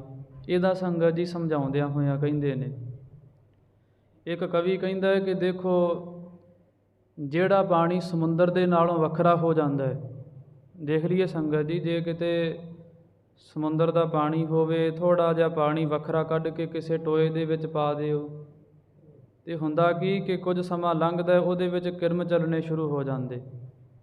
ਕਿਉਂਕਿ ਉਹਨੇ ਆਪਣੇ ਪਤੀ ਪਰਮੇਸ਼ਰ ਨੂੰ ਛੱਡ ਦਿੱਤਾ ਹੈ, ਆਪਣੇ ਵੱਡੇ ਨੂੰ ਛੱਡ ਕੇ ਵੱਖਰਾਪੁਣਾ ਦਿਖਾਉਣ ਲੱਗ ਪਿਆ, ਜਿਹਦੇ ਕਰਕੇ ਉਹਦੇ ਅੰਦਰ ਕੀੜੇ ਪੈ ਗਏ। ਇਸੇ ਤਰ੍ਹਾਂ ਹੀ ਜਦੋਂ ਸਿੱਖ ਗੁਰੂ ਦੇ ਨਾਲੋਂ ਟੁੱਟ ਜਾਂਦਾ ਸੰਗਤ ਜੀ, ਵਿਸ਼ਿਆਂ ਰੂਪੀ ਕੀੜੇ ਜਿਹੜੇ ਉਹ ਪੈ ਜਾਂਦੇ ਨੇ, ਫਿਰ ਦੁੱਖਾਂ ਰੂਪੀ ਕੀੜੇ ਘਰ ਦੇ ਅੰਦਰ ਆ ਜਾਂਦੇ। ਪਰ ਜਦੋਂ ਹੀ ਉਹ ਪਾਣੀ ਥੋੜ੍ਹਾ ਜਿਹਾ ਜਿਹੜਾ ਵੱਖਰਾ ਟੋਏ ਦੇ ਵਿੱਚ ਕੱਢਿਆ ਹੁੰਦਾ ਹੈ, ਫਿਰ ਇੱਕ ਲੀਕ ਜੀ ਮਾਰ ਕੇ ਜਾਂ ਖਾਲ ਬਣਾ ਕੇ ਉਹ ਸਮੁੰਦਰ ਦੇ ਵਿੱਚ ਪਾ ਦਿੱਤੀ ਜਾਵੇ, ਫਿਰ ਸੰਗਤ ਜੀ ਸਾਰਾ ਸਾਫ਼ ਹੋ ਜਾਂਦਾ, ਫਿਰ ਲੱਭਦਾ ਨਹੀਂ ਕਿ ਕਿੱਥੇ ਇਹਦੀ ਗੰਦਗੀ ਹੈ, ਕਿਰਮ ਕਿੱਥੇ ਚਲੇ ਗਏ। ਇਸੇ ਤਰੀਕੇ ਦੇ ਨਾਲ ਜਦੋਂ ਤੱਕ ਸਿੱਖ ਗੁਰੂ ਦੇ ਨਾਲ ਸੰਗਤ ਜੀ ਮਿਲਦਾ ਨਹੀਂ ਹੈ ਨਾ, ਉਹਨਾਂ ਚਿਰ ਇਹਦੇ ਹਿਰਦੇ ਦੇ ਅੰਦਰ ਵਿਸ਼ਿਆਂ ਰੂਪੀ ਕੀੜੇ, ਦੁੱਖਾਂ ਰੂਪੀ ਕੀੜੇ ਪਏ ਹੀ ਰਹਿਣੇ ਨੇ। ਅਤੇ ਜਦੋਂ ਹੀ ਪਰਮੇਸ਼ਰ ਸਰੂਪ ਸਮੁੰਦਰ ਨੂੰ ਪ੍ਰਾਪਤੀ ਕਰ ਲਵੇਗਾ ਇਹ, ਫਿਰ ਸੰਗਤ ਜੀ ਹੁੰਦਾ ਕੀ ਹੈ ਕਿ ਸਾਰੇ ਕੀੜੇ ਵੀ ਖਤਮ ਹੋ ਜਾਂਦੇ, ਦੁੱਖ ਸਾਰੇ ਚਲੇ ਜਾਂਦੇ, ਵਿਸ਼ੇ ਵੀ ਕਿਸੇ ਤਰ੍ਹਾਂ ਜੀਵ ਨੂੰ ਲਭਾਏਮਾਨ ਨਹੀਂ ਕਰਦੇ। ਅਤੇ ਇੱਥੇ ਭਗਤ ਰਵਿਦਾਸ ਜੀ ਵੀ ਇਸੇ ਗੱਲ ਦਾ ਖੁਲਾਸਾ ਕਰਦੇ ਹੈ, ਪਰਮੇਸ਼ਰ ਜਦੋਂ ਲਹਿਰਾਂ ਨਿਕਲੀਆਂ ਸਮੁੰਦਰ ਦੇ ਵਿੱਚੋਂ, ਹਾਂ ਉਦੋਂ ਭਾਵੇਂ ਲੋਕਾਂ ਨੂੰ ਦੇਖਣ ਦੇ ਵਿੱਚ ਵੱਖਰੀਆਂ ਜਾਪੀਆਂ, ਪਰ ਜਦੋਂ ਲਹਿਰਾਂ ਫਿਰ ਸਮੁੰਦਰ ਦੇ ਵਿੱਚ ਸਮਾ ਗਈਆਂ, ਕੌਣ ਕਹੇ ਕਿ ਇਹ ਲਹਿਰਾਂ ਦਾ ਪਾਣੀ ਇਹ ਤੁਰਿਆ ਜਾ ਰਿਹਾ, ਨਹੀਂ ਪਤਾ ਚੱਲਦਾ। ਇਸੇ ਤਰ੍ਹਾਂ ਹੀ ਸੰਸਾਰ ਦੇ ਅੰਦਰ ਜੀਵ ਮਹਾਰਾਜ ਮਾਇਆ ਦੀ ਉਪਾਧੀ ਕਰਕੇ ਇਹ ਜੀਵ ਰੂਪੀ ਲਹਿਰਾਂ ਬਣਦੀਆਂ ਜ਼ਰੂਰ ਨੇ, ਮਾਇਆ ਦੀ ਉਪਾਧੀ ਹਟਣ ਕਰਕੇ ਹੀ ਉਸ ਤੋਂ ਉਪਰੰਤ ਹੀ ਜਿਹੜੇ ਜੀਵ ਰੂਪੀ ਲਹਿਰਾਂ ਬ੍ਰਹਮ ਰੂਪੀ ਸਮੁੰਦਰ ਦੇ ਵਿੱਚ ਮਿਲ ਜਾਂਦੀਆਂ। ਫਿਰ ਜਿਹੜੇ ਸੰਗਤ ਜੀ ਅਭੇਦ ਹੋ ਜਾਂਦੇ, ਫਿਰ ਉਹਨਾਂ ਦੇ ਵਿੱਚ ਵੱਖਰਾ ਪੁਣਾ ਨਹੀਂ ਰਹਿ ਜਾਂਦਾ। ਫਿਰ ਇਹ ਨਹੀਂ ਨਾ ਕਿਹਾ ਜਾਂਦਾ ਕਿ ਆਹ ਭਾਈ ਵੱਖਰਾ ਪਾਣੀ ਹੈ ਲਹਿਰਾਂ ਵਾਲਾ ਅਤੇ ਆਹ ਜਿਹੜਾ ਪਹਿਲਾਂ ਖਲੋਤਾ ਹੋਇਆ ਸੀ, ਇੱਦਾਂ ਨਹੀਂ ਕਿਹਾ ਜਾਂਦਾ ਸੰਗਤ ਜੀ। ਇਸੇ ਤਰ੍ਹਾਂ ਕਵੀ ਜੀ ਭਾਈ ਭਗਤ ਰਵਿਦਾਸ ਜੀ ਕਹਿੰਦੇ ਨੇ, ਦੇਖੋ ਪਰਮੇਸ਼ਰ ਐਸੀ ਖੇਡ ਹੈ ਸੰਸਾਰ ਦੀ, ਜਲ ਤੇ ਫੇਲ, ਜਲ ਕੇਵਲ ਜਲ ਮਾਹੀ, ਜਲ ਫਿਰ ਜਲ ਹੀ ਰਹਿ ਜਾਂਦਾ। ਮਾਧਵੇ ਕਿਆ ਕਹੀਐ ਭ੍ਰਮ ਐਸਾ। ਹਾਂ ਮਹਾਰਾਜ ਇੱਕ ਚੀਜ਼ ਹੈ, ਇੱਕ ਜਿਹੜਾ ਸੰਸਾਰ ਦੇ ਜੀਵਾਂ ਨੂੰ ਭਰਮ ਪਿਆ ਹੋਇਆ, ਭਰਮ ਦੇ ਵਿੱਚ ਪੈ ਕੇ ਲੋਕ ਇੱਧਰ ਉੱਧਰ ਤੁਰੇ ਜਾਂਦੇ ਨੇ। ਫਿਰ ਕਿੰਨਾ ਕੁਝ ਸੰਗਤ ਜੀ ਨੁਕਸਾਨ ਹੁੰਦਾ ਹੈ, ਜਿਹੜੇ ਲੋਕ ਫਿਰ ਗੁਰੂ ਨੂੰ ਛੱਡ ਦਿੰਦੇ। ਆਮ ਹੀ ਹੁਣ ਬਹੁਤ ਥਾਵਾਂ 'ਤੇ ਸੰਗਤ ਜੀ ਪਾਣੀ ਦੀ ਜੋ ਬਹੁਲਤਾ ਹੋਣ ਕਰਕੇ ਪਾਣੀ ਛੱਡ ਦਿੱਤਾ ਗਿਆ ਸੀ ਦਰਿਆਵਾਂ ਦੇ ਵਿੱਚ, ਅਤੇ ਜਿਹੜਾ ਪਾਣੀ ਹੁਣ ਦਰਿਆ ਦੇ ਨਾਲੋਂ ਸਮੁੰਦਰ ਦੇ ਨਾਲੋਂ ਵੱਖਰਾ ਹੋ ਗਿਆ, ਉਹਨੇ ਹੰਕਾਰ ਧਾਰਿਆ ਕਿ ਮੈਂ ਹੁਣ ਉੱਚਾ ਉੱਠ ਜਾਂਦਾ ਸਮੁੰਦਰ ਦੇ ਪਾਣੀ ਨਾਲੋਂ, ਜਾਂ ਦਰਿਆ ਦੇ ਪਾਣੀ ਨਾਲੋਂ ਮੈਂ ਉੱਚਾ ਉੱਠ ਗਿਆ। ਉਹ ਛਲ ਵੱਜਦੀ ਬਾਹਰ ਆ ਜਾਂਦਾ। ਹੰਕਾਰ ਕੀ ਕਰਦਾ ਹੈ ਉਸ ਲਹਿਰ ਨੂੰ ਕਿ ਬਾਹਰ ਪਤੀ ਪਰਮੇਸ਼ਰ ਤੋਂ ਵੱਖਰਾ ਕਰ ਦਿੰਦਾ, ਦਰਿਆ ਦੇ ਨਾਲੋਂ, ਸਮੁੰਦਰ ਦੇ ਨਾਲੋਂ। ਫਿਰ ਵੱਖਰਾ ਹੀ ਸੰਗਤ ਦੀ ਉਹਦੀ ਹੋਂਦ ਹੀ ਖਤਮ ਹੋ ਜਾਂਦੀ, ਭਾਵ ਕਿ ਧਰਤੀ ਵਿੱਚ ਹੀ ਜੀਰ ਜਾਂਦਾ, ਨਾਸ਼ ਹੋ ਜਾਂਦਾ ਉਹ ਪਾਣੀ। ਇਸੇ ਤਰ੍ਹਾਂ ਹੀ ਜਿਹੜੇ ਲੋਕ ਭਰਮ ਦੇ ਵਿੱਚ ਪਏ ਹੋਏ, ਹੰਕਾਰ ਧਾਰਿਆ ਹੋਇਆ ਕਿ ਅਸੀਂ ਗੁਰੂ ਤੋਂ ਹੀ ਵੱਡੇ ਹੋ ਗਏ, ਫਿਰ ਉਹਨਾਂ ਦੀ ਹਾਲਤ ਐਸੀ ਬਣਦੀ, ਜੁੱਗਾਂ ਜੁੱਗਾਂ ਤੱਕ ਸੰਗਤ ਦੀ ਉਹਨਾਂ ਨੂੰ ਲੋਕ ਨਿੰਦਦੇ ਨੇ। ਲੋਕ ਉਹਨਾਂ ਨੂੰ ਬੜੀ ਭੈੜੀ ਨਿਗਾਹ ਦੇ ਨਾਲ ਦੇਖ ਕੇ ਮੰਦ ਬਚਨ ਬੋਲਦੇ ਕਿ ਇਹ ਦੇਖੋ ਗੁਰੂ ਨਾਲ ਮੱਥਾ ਲਾਉਂਦਾ ਸੀ, ਔਰੰਗਜ਼ੇਬ ਵੀ ਵੱਡਾ ਹੋਣਾ ਚਾਹੁੰਦਾ ਸੀ ਨਾ, ਕਿ ਸਿੱਖਾਂ ਦਾ ਗੁਰੂ ਕਿੱਥੇ ਹੈ, ਮੇਰੀ ਬਰਾਬਰੀ ਕੌਣ ਕਰੇ। ਅਤੇ ਦੇਖੋ ਹੁਣ ਜਦੋਂ ਆਪਾਂ ਹਜ਼ੂਰ ਸਾਹਿਬ ਨੂੰ ਜਾਂਦੇ ਹਾਂ ਨਾ, ਅਤੇ ਰਸਤੇ ਵਿੱਚ ਉਹਦੀ ਸਮਾਧ ਆਉਂਦੀ ਹੈ, ਅਤੇ ਸਿੱਖ ਜਾ ਕੇ ਉਹਦੀ ਕਬਰ 'ਤੇ ਸੰਗਤ ਜੀ ਛਿੱਤਰ ਮਾਰ ਕੇ ਆਉਂਦੇ ਨੇ। ਜਿਹੜਾ ਗੁਰੂ ਦੇ ਨਾਲ ਮੱਥਾ ਲਾਉਂਦਾ ਹੈ ਹੰਕਾਰੀ ਬਣ ਜਾਂਦਾ। ਅਤੇ ਜਾਂ ਇਹ ਕਹਿ ਲਈਏ ਕਈ ਸੰਗਤ ਜੀ ਗੁਰੂ ਘਰਾਂ ਦੇ ਅੰਦਰ ਕੁਰਸੀਆਂ ਜਿਹੜੀਆਂ ਔਲਾ ਦਿੱਤੀਆਂ ਗਈਆਂ ਨੇ, ਇਹੋ ਜੀ ਸਾਡੇ ਕੋਲ ਬੈਠਾ ਨਹੀਂ ਜਾਂਦਾ। ਠੀਕ ਹੈ, ਕਿਸੇ ਵੇਲੇ ਸੰਗਤ ਜੀ ਤਕਲੀਫ ਹੁੰਦੀ ਹੈ ਸਰੀਰ ਨੂੰ, ਪਰ ਵੇਖੀਏ ਕੁਝ ਸਮਾਂ ਤਾਂ ਬੈਠਣਾ ਹੁੰਦਾ, ਥੋੜ੍ਹਾ ਸਮਾਂ ਬਹਿ ਜਾਓ ਗੁਰੂ ਘਰ ਦੇ ਅੰਦਰ, ਜਿੰਨਾ ਸਮਾਂ ਬੈਠਾ ਜਾਂਦਾ ਫਿਰ ਘਰ ਚਲੇ ਜਾਓ। ਪਰ ਇਹ ਕਰਮ ਨਹੀਂ ਕਰਨੇ ਚਾਹੀਦੇ, ਗੁਰੂ ਦੀ ਬਰਾਬਰੀ ਨਹੀਂ। ਔਰੰਗਜ਼ੇਬ ਨੇ ਕਰਨੀ ਚਾਹੀ, ਅਜੇ ਤੱਕ ਸੰਗਤ ਦੀ ਛਿੱਤਰ ਖਾਈ ਜਾਂਦਾ ਕਬਰ ਆਪਣੀ 'ਤੇ। ਗੁਰੂ ਦੀ ਬਰਾਬਰਤਾ ਨਹੀਂ ਕਰਨੀ ਚਾਹੀਦੀ। ਫਿਰ ਇਹ ਜਿਹੜਾ ਗੁਰੂ ਦੀ ਬਰਾਬਰੀ ਸੰਗਤ ਜੀ ਕਰਨਾ ਚਾਹੁੰਦਾ ਹੈ ਨਾ, ਇਹ ਕੁਰਸੀਆਂ ਕਹਿ ਲਈਏ ਗੁਰੂ ਘਰਾਂ ਦੇ ਅੰਦਰ ਬਹੁਤ ਥਾਵਾਂ 'ਤੇ ਰੱਖੀਆਂ ਨੇ। ਆਪਣੇ ਤਾਂ ਇੱਥੇ ਚਲੋ ਮਹਾਰਾਜ ਜੀ ਦੀ ਕਿਰਪਾ ਹੀ ਹੈ ਨਾ, ਸੰਗਤ ਵੀ ਜਿਹੜੀ ਸਿਆਣੀ ਹੈ, ਜਿਹਨੇ ਐਸਾ ਸੰਗਤ ਜੀ ਮੰਦ ਕਰਮ ਨਹੀਂ ਕੀਤਾ, ਨਹੀਂ ਤਾਂ ਬਹੁਤੇ ਥਾਵਾਂ 'ਤੇ ਐਸਾ ਦੇਖਣ ਨੂੰ ਮਿਲਦਾ ਹੈ। ਇਹ ਤਾਂ ਭਾਵਨਾ ਦੱਸਦੀ ਹੈ ਨਾ ਆਪ ਜੀ ਦੀ ਕਿ ਅਸੀਂ ਗੁਰੂ ਤੋਂ ਉੱਚੇ ਹੋ ਕੇ ਨਹੀਂ ਬਹਿਣਾ, ਬਰਾਬਰਤਾ ਨਹੀਂ ਕਰਨੀ। ਤਾਂ ਹੀ ਸੰਗਤ ਜੀ ਕੁਝ ਜਿਹੜੀਆਂ ਖੁਸ਼ੀਆਂ ਨੇ ਗੁਰੂ ਘਰ ਤੋਂ ਮਿਲਦੀਆਂ ਨੇ। ਜੇ ਬਰਾਬਰ ਹੋ ਕੇ ਗੁਰੂ ਦੇ ਮੰਗਾਂਗੇ ਨਾ, ਫਿਰ ਮਿਲਦਾ ਕੁਝ ਨਹੀਂ। ਕਿਉਂਕਿ ਜੇ ਰਾਜੇ ਦੇ ਸਾਹਮਣੇ ਉੱਚੇ ਹੋ ਕੇ ਬਹਿ ਜਾਈਏ ਅਤੇ ਨਾਲੇ ਉਹਦੇ ਪਾਸੋਂ ਹੱਥ ਜੋੜ ਕੇ ਕੁਝ ਮੰਗੀਏ, ਉਹ ਦੇਵੇਗਾ ਥੋੜ੍ਹਾ। ਉਹ ਕਹਿ ਦੇਵੇਗਾ ਕਿ ਜੇ ਕਿਸੇ ਤੋਂ ਮੰਗਣਾ ਹੋਵੇ ਤਾਂ ਨੀਵੇਂ ਹੋ ਕੇ ਮੰਗੀਦਾ, ਉੱਚੇ ਹੋ ਕੇ ਨਹੀਂ। ਇਸੇ ਤਰ੍ਹਾਂ ਸੰਗਤ ਜੀ, ਗੁਰੂ ਕੀ ਹਜ਼ੂਰੀ ਅੰਦਰ ਜੋ ਕੁਰਸੀਆਂ ਆਦਿ ਕਈਆਂ ਗੁਰੂ ਘਰਾਂ ਦੇ ਅੰਦਰ ਲਾਈਆਂ ਜਾਂਦੀਆਂ ਨਹੀਂ ਹੋਣੀਆਂ ਚਾਹੀਦੀਆਂ। ਇੱਥੇ ਤੇ ਮਹਾਰਾਜ ਜੀ ਨੇ ਆਪ ਹੀ ਕਿਰਪਾ ਕਰਕੇ ਸਮੁੱਚੀ ਸੰਗਤ ਨੂੰ ਸਮੱਤ ਬਖਸ਼ਿਸ਼ ਕੀਤੀ ਹੈ, ਜਿਹਦੇ ਕਰਕੇ ਐਸਾ ਸੰਗਤ ਜੀ ਕੋੜ ਨਹੀਂ ਹੈ। ਕੋੜ ਹੀ ਕਵਾਂਗੇ ਨਾ, ਜਿਹੜਾ ਗੁਰੂ ਦੀ ਬਰਾਬਰੀ ਕਰਵਾ ਦੇਵੇ ਉਹ ਫਿਰ ਸੰਗਤ ਜੀ ਕੋੜ ਹੀ ਹੁੰਦਾ ਹੈ। ਅਤੇ ਸਿੱਖਾਂ ਦੇ ਜੀਵਨ ਅੰਦਰ ਐਸਾ ਕੋੜ ਨਹੀਂ ਹੋਣਾ ਚਾਹੀਦਾ। ਇੱਥੇ ਭਗਤ ਰਵਿਦਾਸ ਜੀ ਕਹਿੰਦੇ, ਮਹਾਰਾਜ ਦੇਖੋ ਸੰਸਾਰ ਦੇ ਲੋਕ ਭਰਮ ਦੇ ਵਿੱਚ ਪੈ ਗਏ, ਫਿਰ ਇਸ ਭਰਮ ਨੂੰ ਕਿੱਦਾਂ ਨਿਵਰਤ ਕੀਤਾ ਜਾਵੇ। ਮਾਧ ਵੇਹੇ ਮਾਇਆ ਦੇ ਪਤੀ ਪਰਮੇਸ਼ਰ, ਕਿਆ ਕਹੀਏ ਭਰਮ ਐਸਾ। ਸਾਡੇ ਵੀ ਮਨਾਂ ਅੰਦਰ ਇੱਕ ਭਰਮ ਪਿਆ ਹੈ, ਉਹ ਦੱਸਣ ਲੱਗੇ ਨੇ ਹੁਣ। ਜੈਸਾ ਮਾਨੀਐ ਹੋਏ ਨਾ ਤੈਸਾ। ਭਰਮ ਕਿਹੜਾ ਹੈ ਕਿ ਅਸੀਂ ਸੰਸਾਰ ਨੂੰ ਸੱਚ ਜਾਣਿਆ। ਜਿੰਨੀਆਂ ਚੀਜ਼ਾਂ ਸਾਡੇ ਦੇਖਣ ਵਿੱਚ ਆ ਰਹੀਆਂ ਨੇ ਉਹਨੂੰ ਅਸੀਂ ਸੱਚ ਜਾਣਿਆ ਕਿ ਇਹ ਜਿਹੜੀ ਚੀਜ਼ ਪੱਕੀ ਮੇਰੇ ਕੋਲ ਰਹਿਣੀ ਹੈ, ਇਹ ਜਿਹੜੀ ਚੀਜ਼ ਹੈ ਮੇਰੀ ਹੈ, ਇਹ ਕਿਸੇ ਦੀ ਹੈ। ਐਸਾ ਕੁਝ ਭਰਮ ਜਿਹੜਾ ਸੰਸਾਰ ਦੇ ਜੀਵਾਂ ਨੂੰ ਪਿਆ ਹੋਇਆ, ਇਹ ਨਹੀਂ ਜਾਣਦੇ ਕਿ ਜਿਹੜੀ ਤੂੰ ਮੈਂ ਕਰਦਾ ਹੈ, ਇਹ ਮੈਂ ਵੀ ਨਹੀਂ ਇੱਕ ਦਿਨ ਰਹਿਣੀ, ਅਤੇ ਇਹ ਚੀਜ਼ ਕਿੱਥੋਂ ਰਹਿ ਜਾਵੇਗੀ। ਅੰਤ ਦੇ ਸਮੇਂ ਹੱਥ ਝਾੜ ਕੇ ਚਲੇ ਜਾਣਾ। ਭਾਈ ਗੁਰਦਾਸ ਸਾਹਿਬ ਜੀ ਕਵਿਤਾਂ ਦੇ ਅੰਦਰ ਕਥਨ ਕਰਦੇ, ਉਹ ਕਹਿੰਦੇ, ਭਾਈ ਦੇਖੋ ਸੰਸਾਰ ਦੇ ਅੰਦਰ ਮਧੂ ਮੱਖੀ ਹੁੰਦੀ ਹੈ, ਕਿੰਨਾ ਉਹ ਸ਼ਹਿਦ ਇਕੱਤਰ ਕਰਦੀ, ਪਰ ਕੀ ਹੁੰਦਾ, ਜਿਹੜੇ ਸ਼ਹਿਦ ਉਤਾਰਨ ਵਾਲੇ ਹੁੰਦੇ ਨੇ ਮਧੂ ਮੱਖੀਆਂ ਦੇ ਅੱਖਾਂ ਦੇ ਵਿੱਚ ਧੂੰਆਂ ਪਾ ਦਿੰਦੇ ਨੇ, ਭਾਵ ਕਿ ਅੱਗ ਥੱਲੇ ਧੁਖਾ ਕੇ ਧੂੰਆਂ ਲਾ ਕੇ, ਅਤੇ ਉਹ ਫਿਰ ਸ਼ਹਿਦ ਸਾਰਾ ਹੀ ਚੁਰਾ ਕੇ ਚਲੇ ਜਾਂਦੇ। ਮੱਖੀਆਂ ਦੇ ਹੱਥ ਦੇ ਵਿੱਚ ਕੁਝ ਨਹੀਂ ਆਉਂਦਾ, ਉਹ ਬਸ ਮਿਹਨਤ ਕਰਦੀਆਂ ਰਹਿ ਜਾਂਦੀਆਂ ਨੇ। ਫਿਰ ਇੱਕ ਹੋਰ ਉਦਾਹਰਨ ਦਿੱਤੀ, ਉਹ ਕਹਿੰਦੇ ਕਿ ਚੂਹਾ ਜਿਹੜਾ ਹੈ ਖੁੱਡਾਂ ਪੁੱਟਦਾ ਰਹਿੰਦਾ ਹੈ ਕਿ ਆਪਣੇ ਮੇਰੇ ਬੱਚੇ ਜਿਹੜੇ ਇਹਦੇ ਵਿੱਚ ਰਹਿਣਗੇ, ਮੀਂਹ ਕਣੀ ਤੋਂ ਬਚਿਆ ਰਵਾਂਗਾ ਇਹਦੇ ਵਿੱਚ ਮੈਂ। ਐਸੀ ਵਿਚਾਰਧਾਰਾ ਹੁੰਦਾ ਕਿ ਸੱਪ ਆਣ ਕੇ ਸੰਗਤ ਜੀ ਚੂਹੇ ਦੇ ਸਮੇਤ ਹੀ ਖੁੱਡ ਨੂੰ ਮੱਲ ਲੈਂਦਾ। ਫਿਰ ਇਸੇ ਤਰ੍ਹਾਂ ਸੰਸਾਰ ਦੇ ਜੀਵ ਜਿਹੜੇ ਨੇ ਨਾ ਮਾਇਆ ਇਕੱਤਰ ਕਰੀ ਜਾਂਦੇ ਨੇ।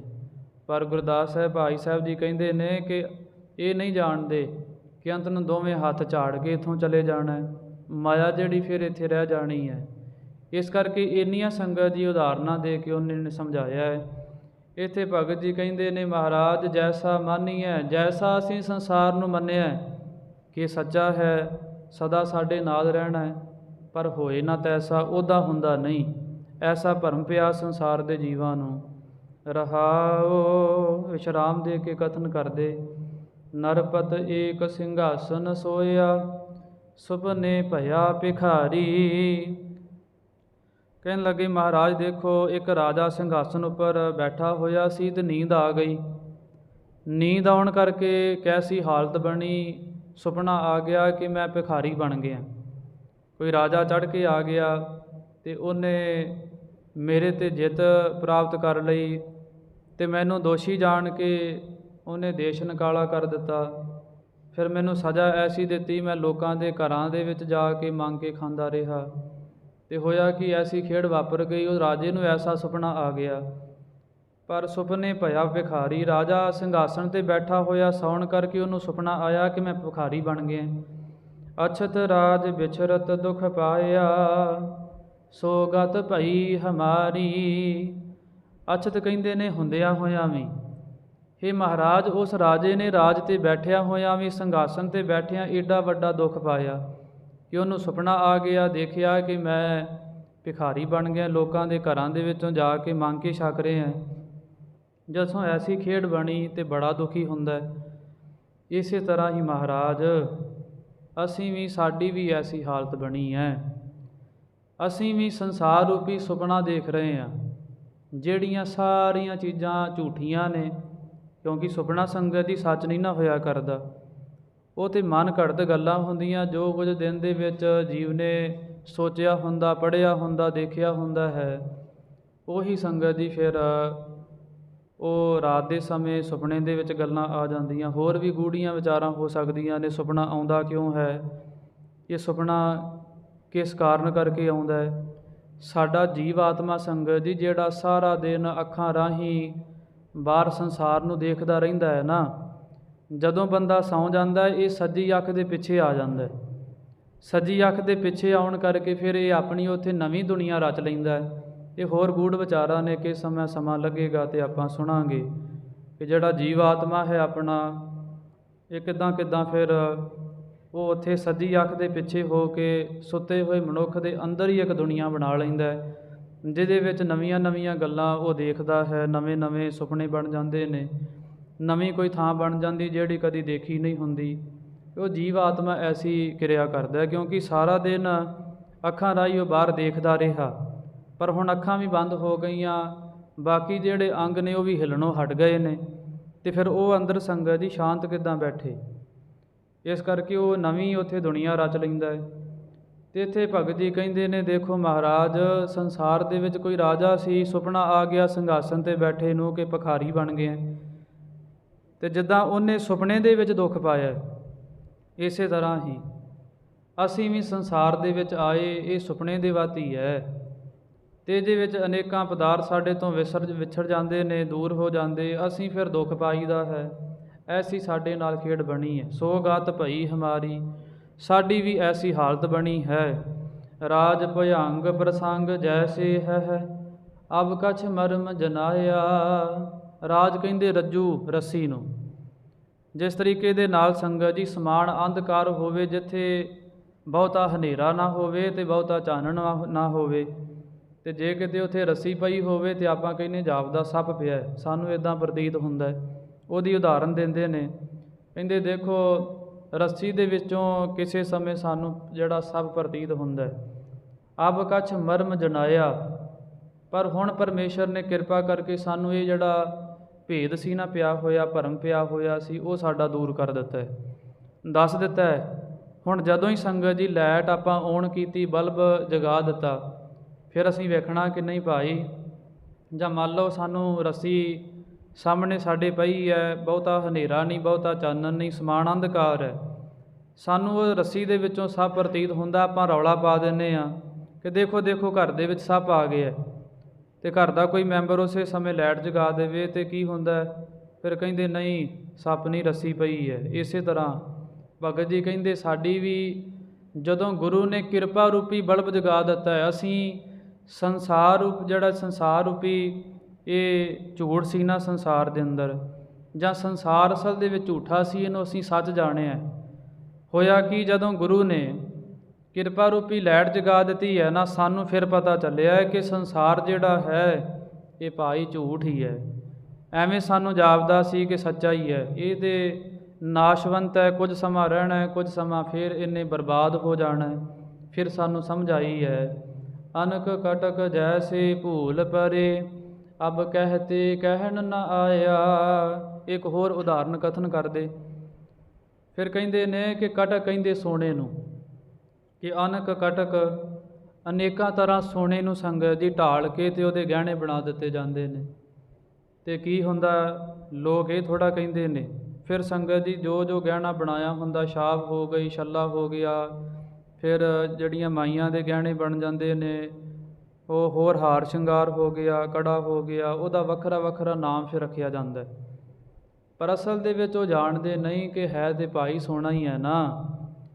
ਜਦੋਂ ਸੁਨਿਆਰੇ ਦੇ ਕੋਲ ਸਾਰਾ ਕੁਝ ਪਹੁੰਚਦਾ ਹੈ, ਛਾਪ ਪਹੁੰਚਦੀ ਹੈ, ਕੜਾ ਪਹੁੰਚਦਾ ਹੈ, ਬਾਕੀਆਂ ਚੀਜ਼ਾਂ ਪਹੁੰਚਦੀਆਂ ਨੇ, ਅਤੇ ਸੁਨਿਆਰਾ ਕੀ ਕਰਦਾ ਹੈ, ਅੱਗ ਬਾਲ ਕੇ ਉਹਨੂੰ ਸਾੜ ਕੇ ਸੰਗਤ ਜੀ ਭਸਮ ਬਣਾ ਦਿੰਦਾ, ਉਹ ਇੱਕ ਗੋਲੀ ਜੀ ਬਣਾ ਦਿੰਦਾ, ਉਹ ਫਿਰ ਸੋਨਾ ਜਿਹੜਾ ਹੈ ਉਹ ਇਕੱਤਰ ਹੋ ਜਾਂਦਾ, ਫਿਰ ਢੇਲੀ ਰਹਿ ਜਾਂਦੀ, ਸਾਰੇ ਗਹਿਣੇ ਖਤਮ ਹੋ ਜਾਂਦੇ। ਉਦਾਹਰਨ ਦਿੱਤੀ ਹੈ। ਇਸੇ ਤਰ੍ਹਾਂ ਹੀ ਜੋ ਪਰਮੇਸ਼ਰ ਹੈ ਨਾ, ਉਹਦੇ ਵਿੱਚੋਂ ਇਹ ਸਾਰਾ ਸੰਸਾਰ ਬਣਿਆ ਹੈ, ਜਿਹਨੂੰ ਵੱਖ ਆਪਾਂ ਜਾਤੀਆਂ ਕਥਨ ਕਰ ਦਿੱਤੀਆਂ, ਇਹ ਆਹ ਜਾਤੀ ਦਾ, ਇਹ ਜਾਤੀ ਦਾ, ਪਰ ਹੁੰਦਾ ਕਿ ਜਦੋਂ ਪਰਮੇਸ਼ਰ ਦੇ ਘਰ ਦੇ ਵਿੱਚ ਉਹ ਭਾ ਜਾਂਦਾ ਹੈ, ਭਾਵ ਕਿ ਪਰਮੇਸ਼ਰ ਉਹ ਸੁਨਿਆਰੇ ਦੇ ਕੋਲ ਪਹੁੰਚ ਜਾਂਦਾ ਹੈ ਨਾ, ਫਿਰ ਉਹ ਢਾਲ ਕੇ ਆਪਣੇ ਵਰਗਾ ਹੀ ਬਣਾ ਲੈਂਦਾ। ਸੁਨਿਆਰਾ ਜਿਹੜਾ ਹੋਵੇ ਫਿਰ ਸੋਨੇ ਨੂੰ ਸੰਗਤ ਜੀ ਪਹਿਲਾ ਰੂਪ ਦੇ ਦਿੰਦਾ, ਪਹਿਲਾਂ ਤਾਂ ਗਹਿਣਿਆਂ ਵਿੱਚ ਵੰਡਿਆ ਹੋਇਆ ਸੀ। ਐਸੀ ਉਦਾਹਰਨ ਦਿੱਤੀ ਹੈ ਵੀ ਅਬ ਕਹਿਤੇ ਕਹਿ ਨਾ ਆਇਆ। ਹੁਣ ਕੀ ਆਖੀਏ, ਜਦੋਂ ਸੋਨਾ ਢਾਲੀ ਗਿਆ, ਕੀ ਆਖੀਏ ਵੀ ਇਹ ਗਹਿਣਾ ਸੀ ਜਾਂ ਇਹ ਛਾਪ ਸੀ, ਆਹ ਜਿਹੜਾ ਕੁਝ ਕੋਨੇ 'ਤੇ ਲੱਗਾ ਹੈ ਸੋਨੇ ਦੀ ਡੱਕਰੀ ਜੀ, ਇਹ ਪਹਿਲਾਂ ਛਾਪ ਸੀ ਜਾਂ ਛੱਲਾ ਸੀ ਜਾਂ ਕੜਾ ਸੀ, ਨਹੀਂ ਕੁਝ ਕਹਿ ਸਕਦੇ। ਅਬ ਕਹਿਤੇ ਕੀ ਕਹੀਏ ਹੁਣ, ਕਹਿਨ ਨਾ ਆਇਆ, ਨਹੀਂ ਕਿਹਾ ਜਾ ਸਕਦਾ ਭਾਈ। ਸਰਬੇ ਏਕ ਅਨੇਕੈ ਸੁਆਮੀ, ਸਭ ਘਟ ਭੋਗਵੈ ਸੋਈ। ਅਖੀਰ ਤੇ ਬਚਨ ਕਹਿੰਦੇ ਦੇਖੋ ਸਾਰੀਆਂ ਥਾਵਾਂ ਤੇ ਪਰਮੇਸ਼ਰ ਆਪ ਇੱਕ ਤੋਂ ਅਨੇਕਾਂ ਰੂਪ ਧਾਰਨ ਕਰਕੇ ਵਿਚਰਦਾ ਹੈ, ਪਰ ਹੁੰਦਾ ਕੀ ਹੈ, ਸੰਸਾਰ ਦੇ ਜੀਵ ਸਮਝਦੇ ਨਹੀਂ। ਸਭ ਘਟ ਭੋਗਵੈ ਸੋਈ, ਸਾਰੀਆਂ ਘਟਾਂ ਦੇ ਵਿੱਚ ਪਰਮੇਸ਼ਰ ਆਪ ਉਹਦੀ ਚੇਤਨ ਸਤਾ ਵਰਤ ਰਹੀ, ਆਪ ਸੰਸਾਰ ਦੇ ਅੰਦਰ ਆਣ ਕੇ ਪਦਾਰਥਾਂ ਨੂੰ ਭੋਗਦਾ ਹੈ। ਫਿਰ ਸੰਗਤ ਜੀ ਜਿੰਨੇ ਵੀ ਕਰਮ ਉਹ ਕਰਦਾ ਰਹਿੰਦਾ, ਪਰ ਸੰਸਾਰ ਦੇ ਜੀਵ ਜਿਹੜੇ ਨੇ ਨਾ ਇਹ ਵੱਖਰਾ ਸਮਝਦੇ। ਤਾਂ ਹੀ ਸੰਗਤ ਦੀ ਜਾਤੀ ਜਿਹੜੀ ਹੈ ਨਾ ਸੰਸਾਰ ਦੇ ਅੰਦਰ ਬਣੀ ਹੈ, ਕਿਉਂਕਿ ਸਾਡੇ ਅੰਦਰ ਅਜੇ ਜਿਹੜਾ ਮੈਂ ਭਾਵ ਹੈ, ਹੰਕਾਰ ਹੈ, ਉਹ ਦੂਰ ਨਹੀਂ ਹੋਇਆ। ਜਿੰਨਾ ਚਿਰ ਹੰਕਾਰ ਨਹੀਂ ਦੂਰ ਹੁੰਦਾ ਉਹਨਾਂ ਚਿਰ ਜਾਤੀ ਅਭਿਮਾਨ ਨਹੀਂ ਖਤਮ ਹੋਣਾ। ਕੀ ਕਰ ਲਵਾਂਗੇ ਸੰਗਤ ਜੀ, ਅੰਤ ਨੂੰ ਤੇ ਫਿਰ ਸਵਾਹ ਹੀ ਹੋ ਜਾਣਾ ਹੈ। ਜਾਂ ਕਿਸੇ ਵੇਲੇ ਜੇ ਹੰਕਾਰ ਆਉਂਦਾ, ਇੱਕ ਤਰੀਕਾ ਸੰਗਤ ਜੀ ਬੜਾ ਵੱਡਾ ਵਿਦਵਾਨਾਂ ਨੇ ਦੱਸਿਆ। ਉਹ ਕਹਿੰਦੇ ਜਦੋਂ ਹੰਕਾਰ ਆਵੇ ਨਾ, 4 ਕਲੱਖੜਾਂ ਇਕੱਠੀਆਂ ਕਰਕੇ ਤੇ ਉਹਨੂੰ ਅੱਗ ਲਾ ਕੇ ਤੇ ਲਾਗੇ ਬੈਠ ਜਾਇਆ ਕਰੋ ਤੇ ਦੇਖਿਆ ਕਰੋ ਬਾਅਦ ਦੇ ਵਿੱਚ ਕਿ ਸਵਾਹ ਬਣ ਗਈ। ਤੇਰੀ ਵੀ ਇਹੋ ਹਾਲਤ ਹੋਣੀ ਹੈ। ਕੀ ਜਾਤੀ ਦਾ ਅਭਿਮਾਨ ਕਰਦਾ, ਕੀ ਪੈਸੇ ਦਾ ਅਭਿਮਾਨ ਕਰਦਾ, ਕੀ ਜ਼ਮੀਨਾਂ ਜਾਇਦਾਦਾਂ ਦਾ ਅਭਿਮਾਨ ਕਰਦਾ। ਅਸਲ ਦੇ ਵਿੱਚ ਤੇ ਆਹੀ ਤੇਰਾ ਸਰੂਪ ਹੈ ਸਵਾਹ। ਉਹ ਕਿਸੇ ਮਹਾਂਪੁਰਖਾਂ ਨੂੰ ਕਿਸੇ ਨੇ ਪੁੱਛਿਆ ਜਾ ਕੇ, ਕਹਿਣ ਲੱਗਾ ਵੀ ਮਹਾਂਪੁਰਖੋ ਤੁਸੀਂ ਕੌਣ ਹੋ, ਤੁਹਾਡਾ ਨਾਂ ਕੀ ਹੈ? ਤੇ ਮਹਾਂਪੁਰਖ ਚੁੱਪ ਕਰਕੇ ਬੈਠੇ ਰਹੇ, ਬੋਲੇ ਕੁਝ ਨਾ। ਫਿਰ ਕਿਹਾ ਕਿ ਤੁਹਾਨੂੰ ਸੁਣਦਾ ਨਹੀਂ, ਮੈਂ ਤੁਹਾਨੂੰ ਕੁਝ ਪੁੱਛਿਆ, ਨਾਮ ਕੀ ਹੈ ਤੁਹਾਡਾ? ਉਹ ਸੰਗਤ ਜੀ ਬੋਲੇ ਕੁਝ ਨਾ। ਤੇ ਮਹਾਂਪੁਰਖਾਂ ਇਸ਼ਾਰਾ ਕੀਤਾ, ਤੂੰ ਕੌਣ ਹੈ? ਉਹਨੇ ਸੰਗਤ ਜੀ ਬੜਾ ਵੱਡਾ ਨਾਂ ਲੈ ਕੇ ਆਪਣਾ ਦੱਸਿਆ। ਹੋਇਆ ਕਿ ਮਹਾਂਪੁਰਖ ਕੁਝ ਬੋਲੇ ਨਾ। 2-4 ਦਿਨ ਲੰਘੇ ਤੇ ਜਿਹੜਾ ਆਇਆ ਸੀ ਹੰਕਾਰ ਨੂੰ ਧਾਰ ਕੇ ਤੇ ਉਹ ਸੰਗਤ ਜੀ ਚੜ੍ਹਾਈ ਕਰ ਗਿਆ। ਪਤਾ ਚੱਲਿਆ ਮਹਾਂਪੁਰਖਾਂ ਨੂੰ ਜਾਣਦੇ ਸਨ ਕਿ ਜਿਹੜਾ ਹੰਕਾਰ ਨੂੰ ਧਾਰ ਕੇ ਆਇਆ, ਹੰਕਾਰ ਜਿਹੜਾ ਹੈ ਉਹ ਬੰਦੇ ਨੂੰ ਮਾਰ ਦਿੰਦਾ। ਚੜ੍ਹਾਈ ਕਰ ਗਿਆ ਤੇ ਮਹਾਂਪੁਰਖ ਛੇਤੀ ਦੇ ਨਾਲ ਆਪਣੀ ਕੁਟੀਆ ਦੇ ਵਿੱਚੋਂ ਬਾਹਰ ਨਿਕਲੇ, ਜਿੱਥੇ ਉਹਨੂੰ ਲੈ ਕੇ ਸ਼ਮਸ਼ਾਨ ਘਾਟ ਦੇ ਵਿੱਚ ਲੈ ਕੇ ਜਾ ਰਹੇ ਸਨ। ਉਸ ਸਮੇਂ ਕੀ ਹੋਇਆ, ਮਹਾਂਪੁਰਖਾਂ ਜਾ ਕੇ ਅਗਲਵਾਂਢੀ ਘੇਰਾ ਪਾ ਲਿਆ। ਕਹਿੰਦੇ ਖਿਲਾਰੋ ਭਾਈ, ਇਹਨੂੰ ਕੁਝ ਪੁੱਛਣਾ ਹੈ। ਪਰਿਵਾਰ ਦੇ ਮੈਂਬਰ ਕਹਿਣ ਲੱਗੇ ਹੱਦ ਹੋ ਗਈ, ਸਾਧ ਜਾਪਦਾ ਕਮਲਾ ਹੋ ਗਿਆ, ਕੀ ਪੁੱਛਣਾ ਹੁਣ ਤੇ ਮੋਇਆ ਹੈ, ਮਰਿਆ ਹੋਇਆ। ਕਹਿੰਦੇ ਨਹੀਂ ਖਿਲਾਰੋ, ਇਹਨੂੰ ਥੱਲੇ ਰੱਖੋ, ਮੈਂ ਉਹਨੂੰ ਪੁੱਛਣਾ ਚਾਹੁੰਦਾ ਕੁਝ। ਕਹਿੰਦੇ ਅੱਛਾ। ਫਿਰ ਕਹਿੰਦੇ ਚੱਲ ਇਹਦੀ ਵੀ ਤਸੱਲੀ ਹੋ ਜਾਵੇ, ਥੱਲੇ ਲਾ ਦਿਓ। ਬਾਕੀ ਪਰਿਵਾਰ ਰੋ ਰਿਹਾ ਸੀ। ਮਹਾਂਪੁਰਖਾਂ ਨੇ ਮੂੰਹ ਤੋਂ ਕੱਪੜਾ ਚੁੱਕਿਆ। ਕਹਿੰਦੇ ਭਾਈ ਦੱਸ ਕੌਣ ਹੈ? ਹੰਕਾਰ ਕਰਦਾ ਸੀ, ਹੁਣ ਦੱਸ ਕੌਣ ਹੈ ਤੂੰ? ਮਿੱਟੀ ਦੀ ਢੇਰੀ ਰਹਿ ਗਿਆ। ਇੱਦਾਂ ਸੰਗਤ ਜੀ ਉਹਨਾਂ ਨੇ ਫਿਰ ਉਹਦੇ ਹੰਕਾਰ ਨੂੰ ਨਿਵਰਤ ਕੀਤਾ। ਭਾਵ ਹੈ ਕਿ ਅਸਲ ਦੇ ਵਿੱਚ ਹੈ ਹੀ ਮਿੱਟੀ ਹੈ, ਪਗਾ ਦਾ ਮਾਣ ਹੈ। ਇੱਥੇ ਭਗਤ ਰਵਿਦਾਸ ਸਾਹਿਬ ਜੀ ਕਹਿੰਦੇ ਨੇ ਕਿ ਦੇਖੋ ਭਾਈ, ਇਹ ਗੱਲ ਨੂੰ ਸਮਝੋ, ਸਾਰੀਆਂ ਥਾਵਾਂ 'ਤੇ ਪਰਮੇਸ਼ਰ ਆਪ ਵਰਤ ਰਿਹਾ ਹੈ। ਕਹਿ ਰਵਿਦਾਸ ਹਾਥ ਪੈ ਨੀਰੈ, ਸਹਿਜੇ ਹੋਏ ਸੋ ਹੋਈ। ਭਗਤ ਰਵਿਦਾਸ ਜੀ ਕਹਿੰਦੇ ਨੇ ਕਿ ਦੇਖੋ ਭਾਈ, ਪਰਮੇਸ਼ਰ ਤੁਹਾਡੇ ਤੋਂ ਦੂਰ ਨਹੀਂ। ਤੇ ਕੁਝ ਭਗਤਾਂ ਨੇ ਪੁੱਛਿਆ ਅੱਛਾ ਕਿੰਨੀ ਕੁ ਦੂਰ ਹੈ, ਜਾਂ ਨੇੜੇ ਕਿੰਨਾ ਕੁ? ਫਿਰ ਜੇ ਦੂਰ ਨਹੀਂ ਹੈ ਤੇ ਫਿਰ ਤੇ ਕੋਲ ਬੈਠਾ ਹੋਵੇਗਾ ਨਾ। ਤੇ ਭਗਤ ਜੀ ਕਹਿੰਦੇ ਦੇਖੋ ਆਪਣਾ ਹੱਥ ਅੱਗੇ ਕਰੋ, ਇੰਨਾ ਕੁ ਦੂਰ ਹੈ ਤੁਹਾਡੇ ਨਾਲੋਂ ਪਰਮੇਸ਼ਰ, ਬਹੁਤਾ ਦੂਰ ਨਹੀਂ ਹੈ। ਬਸ ਹੋਇਆ ਕਿ ਸੰਗਤ ਦੀ ਅਗਿਆਨ ਰੂਪੀ ਪਰਦਾ ਪੈਣ ਕਰਕੇ, ਮੰਨ ਲਓ ਕਿ ਕੋਈ 2 ਬੰਦੇ ਬੈਠੇ ਨੇ ਤੇ ਦੋਨਾਂ ਦੇ ਵਿੱਚ ਕੋਈ ਕੱਪੜਾ ਪਾ ਦਿੱਤਾ ਜਾਵੇ, ਟੰਗ ਦਿੱਤਾ ਜਾਵੇ, ਉਹਨਾਂ ਨੂੰ ਫਿਰ ਆਪਣਾ ਸਰੂਪ ਨਹੀਂ ਦਿਖਦਾ ਇੱਕ ਦੂਜੇ ਦਾ। ਇਸੇ ਤਰ੍ਹਾਂ ਹੀ ਪਰਮੇਸ਼ਰ ਸਾਡੇ ਕੋਲ ਹੀ ਹੈ। ਸਾਡੇ ਹੰਕਾਰ ਦੇ ਕੱਪੜੇ ਕਰਕੇ ਸੰਗਤ ਜੀ ਆਪਾਂ ਆਪਣੇ ਨੂੰ ਆਪ ਨੂੰ ਢੱਕਿਆ ਹੋਇਆ। ਜਦੋਂ ਹੰਕਾਰ ਦੂਰ ਹੋ ਗਿਆ ਤੇ ਪਰਮੇਸ਼ਰ ਦੂਰ ਨਹੀਂ। ਮਹਾਰਾਜ ਜੀ ਨੇ ਬਚਨ ਕਹੇ ਸਨ ਸਿੱਖਾਂ ਨੂੰ। ਸਿੱਖਾਂ ਨੇ ਪੁੱਛਿਆ ਮਹਾਰਾਜ ਪਰਮੇਸ਼ਰ ਕਿੰਨੀ ਕੁ ਦੂਰ ਰਹਿੰਦਾ ਹੈ, ਜਾਂ ਕਿਉਂ ਨਹੀਂ ਨਜ਼ਰੀ ਆਉਂਦਾ? ਤੇ ਮਹਾਰਾਜ ਨੇ ਕਿਹਾ ਭਾਈ, ਪਰਮੇਸ਼ਰ ਤੁਹਾਡੇ ਤੋਂ ਵੱਖ ਨਹੀਂ, ਤੁਹਾਡੀ ਦੇਖਣ ਵਾਲੀ ਅੱਖ ਨਹੀਂ। ਤੁਹਾਡੀ ਅੱਖ ਦੇ ਵਿੱਚ ਹੰਕਾਰ ਰੂਪੀ ਜਿਹੜੀ ਗਿੱਡ ਹੈ ਨਾ, ਹੰਕਾਰ ਰੂਪੀ ਜਾਲਾ ਬਣਿਆ ਪਿਆ, ਅਤੇ ਜਦੋਂ ਗਿੱਡ ਆਈ ਹੋਵੇ ਉਦੋਂ ਵੀ ਸੰਗਤ ਜੀ ਧੁੰਦਲਾ ਦੀਦਾ, ਜਾਲਾ ਬਣ ਜਾਵੇ ਅੱਖ ਦੇ ਵਿੱਚ ਉਦੋਂ ਵੀ ਧੁੰਦਲਾ ਦੀਦਾ ਹੈ ਨਾ। ਇਸੇ ਕਰਕੇ ਹੀ ਮਹਾਰਾਜ ਕਹਿੰਦੇ ਤੁਹਾਡੀ ਨਿਗਾਹ ਦੇ ਅੰਦਰ ਭਾਈ ਹੰਕਾਰ ਰੂਪੀ ਜਾਲਾ ਹੈ। ਜਦੋਂ ਜਾਲਾ ਸਾਫ਼ ਹੋ ਜਾਵੇਗਾ ਨਾ, ਦਾਰੂ ਚੰਗਾ ਪਾਓਗੇ ਫਿਰ ਜੇ ਸਾਡੇ ਸੰਗਤ ਦੀ ਮਨ ਦੇ ਅੰਦਰ ਹੰਕਾਰ ਰੂਪੀ ਜਾਲਾ ਜੰਮਿਆ, ਉਹਦਾ ਫਿਰ ਦਾਰੂ ਕਿਹੜਾ ਹੈ? ਗੁਰਬਾਣੀ ਅੰਦਰ ਮਹਾਰਾਜ ਜੀ ਨੇ ਕਿਹਾ, ਦੁੱਖ ਦਾਰੂ ਸੁਖ ਰੋਗ ਭਇਆ, ਜਾ ਸੁਖ ਤਾਪ ਨਾ ਹੋਈ। ਦੁੱਖਾਂ ਦਾ ਦਾਰੂ ਪਰਮੇਸ਼ਰ ਦਾ ਨਾਮ ਹੀ ਹੈ। ਸਰਬ ਰੋਗ ਕਾ ਔਖਦ ਨਾਮ, ਕਲਿਆਣ ਰੂਪ ਮੰਗਲ ਗੁਣ ਗਾਮ। ਮਹਾਰਾਜ ਕਹਿੰਦੇ ਨਾਮ ਜਪੋ। ਨਾਮ ਰੂਪੀ ਦਾਰੂ ਜਦੋਂ ਪਾਓਗੇ ਨਾ, ਫਿਰ ਤੁਹਾਡੇ ਹੰਕਾਰ ਰੂਪੀ ਜਾਲਾ, ਹੰਕਾਰ ਰੂਪੀ ਗਿੱਟ ਦੂਰ ਹੋ ਜਾਵੇਗੀ। ਪਤਾ ਚੱਲ ਜਾਣਾ ਕਿ ਜਿਹੜੀ ਚੀਜ਼ ਤੁਹਾਡੇ ਤੋਂ ਤੁਹਾਨੂੰ ਦਿਸਦੀ ਨਹੀਂ ਸੀ, ਉਹ ਫਿਰ ਦਿਸਣ ਦੇ ਵਿੱਚ ਆ ਜਾਵੇਗੀ। ਐਸੀ ਸੰਗਤ ਦੀ ਕਿਰਪਾ ਭਗਤ ਰਵਿਦਾਸ ਸਾਹਿਬ ਜੀ ਨੇ ਸਾਡੇ ਉੱਪਰ ਕੀਤੀ ਹੈ, ਸਾਡੇ ਹੰਕਾਰ ਦੀ ਨਿਵਰਤੀ ਨੂੰ ਦੂਰ ਕਰਨ ਵਾਸਤੇ, ਜਾਂ ਇਹ ਕਹਿ ਲਈਏ ਹੰਕਾਰ ਦੀ ਨਿਵਰਤੀ ਕਰਨ ਵਾਸਤੇ ਐਸੇ ਵਚਨ ਕਹਿ ਦਿੱਤੇ ਕਿ ਨਹੀਂ ਭਾਈ, ਇੱਦਾਂ ਨਹੀਂ ਸੰਸਾਰ ਅੰਦਰ ਵਿਚਰੀਦਾ, ਜੂਨਾਂ ਦੇ ਵਿੱਚ ਪੈਣਾ ਪੈਂਦਾ ਹੈ ਹੰਕਾਰ ਧਾਰਾਂਗੇ ਤੇ। ਹਰਜੂ ਹੰਕਾਰ ਨਾ ਭਾਵਈ। ਵੇਦ ਗ੍ਰੰਥਾਂ ਨੇ ਵੀ ਇਹੀ ਵਚਨ ਕਹਿ ਦਿੱਤੇ ਨੇ ਕਿ ਭਾਈ ਪਰਮੇਸ਼ਰ ਦੀ ਦਰਗਾਹ ਦੇ ਅੰਦਰ ਕਿਨਕਾ ਮਾਤਰ ਹੰਕਾਰ ਨਹੀਂ ਪਾਉਂਦਾ। ਜਿੱਥੇ ਮਹਾਰਾਜ ਜੀ ਨੇ ਇਹ ਕਿਹਾ ਕਿ ਕਿਨਕਾ ਏਕ ਜਿਸ ਜੀਵ ਵਸਾਵੈ, ਤਾਂ ਕਿ ਮਹਿਮਾ ਗਣੀ ਨਾ ਆਵੈ। ਜਿਹਦੇ ਹਿਰਦੇ ਦੇ ਅੰਦਰ ਕਿਨਕਾ ਇੱਕ ਸੰਗਤ ਜੀ ਪਰਮੇਸ਼ਰ ਦਾ ਨਾਮ ਵਸ ਜਾਂਦਾ ਹੈ, ਉਹਦੀ ਮਹਿਮਾ ਫਿਰ ਕਥਨ ਨਹੀਂ ਕੀਤੀ ਜਾ ਸਕਦੀ। ਇਸੇ ਤਰ੍ਹਾਂ ਹੀ ਜਿਹਦੇ ਮਨ ਦੇ ਅੰਦਰ ਕਿਣਕਾ ਹੰਕਾਰ ਦਾ ਵੀ ਪਿਆ ਰਹੇ, ਉਹ ਸੰਗਤ ਜੀ ਫਿਰ ਉਹ ਕਿੰਨੀਆਂ ਕੁ ਜੂਨਾਂ ਦੇ ਵਿੱਚ ਪਵੇਗਾ, ਉਹ ਵੀ ਨਹੀਂ ਦੱਸਿਆ ਜਾ ਸਕਦਾ। ਭਗਤ ਸਾਹਿਬ ਜੀ ਨੇ ਐਸੇ ਹੰਕਾਰ ਨੂੰ ਮਾਰਨ ਦੀ ਸਾਨੂੰ ਜੋ ਤਰੀਕਾ ਹੈ, ਜਾਂ ਮਾਰਨ ਦਾ ਸੰਗਤ ਜੀ ਜੋ ਢੰਗ ਹੈ, ਉਹ ਦੱਸਿਆ ਹੈ ਕਿ ਕਿਸ ਤਰੀਕੇ ਦੇ ਨਾਲ ਤੁਹਾਡੇ ਮਨ ਦਾ ਹੰਕਾਰ ਦੂਰ ਹੋਵੇ, ਤੁਸੀਂ ਵੀ ਪਰਮੇਸ਼ਰ ਦੀ ਬੰਦਗੀ ਵਿੱਚ ਜੁੜ ਸਕੋ। ਐਸੀਆਂ ਕੁਝ ਵਿਚਾਰਾਂ ਦੇ ਨਾਲ ਨਿਹਾਲ ਕੀਤਾ ਹੈ।